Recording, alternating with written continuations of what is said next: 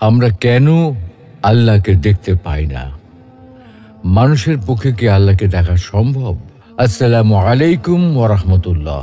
প্রিয় দর্শক, আজকে আমরা আল্লাহকে কেন দেখা যায় না এবং মানুষের পক্ষে আল্লাহকে দেখা সম্ভব কি না, এ বিষয়ে আল কোরআন, বিশুদ্ধ হাদিস এবং বিজ্ঞানের আলোকে বিস্তারিত আলোচনা করার চেষ্টা করব ইনশাআল্লাহ।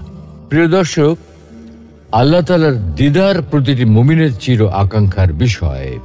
সবাই আমরা স্বচক্ষে আল্লাহকে দেখতে চাই। নবী, রাসূল, আল্লাহ সকল প্রিয় বান্দা সকলেই নিজ চোখে আল্লাহকে দেখতে চায়।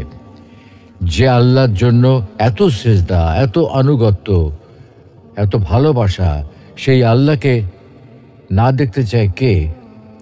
তাই মুসা আলাইহিস সালাম নিজ চোখে আল্লাহকে একটি বার দেখার আকুতি জানিয়েছিলেন। কিন্তু মুসা আলাইহিস সালামের মতো জলিলুল কদর রাসূলের পক্ষে আল্লাহকে দেখা সম্ভব হয়নি।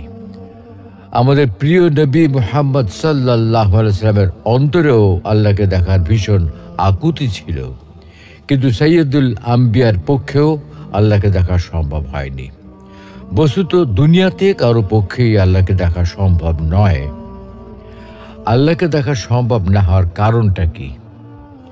প্রিয় দর্শক, এই পৃথিবী এবং মহাবিশ্বে বাস্তবে যা কিছু আছে, যে সকল পদার্থ এবং শক্তি আছে, যেগুলোর অস্তিত্ব বাস্তবে বিদ্যমান আছে, আমরা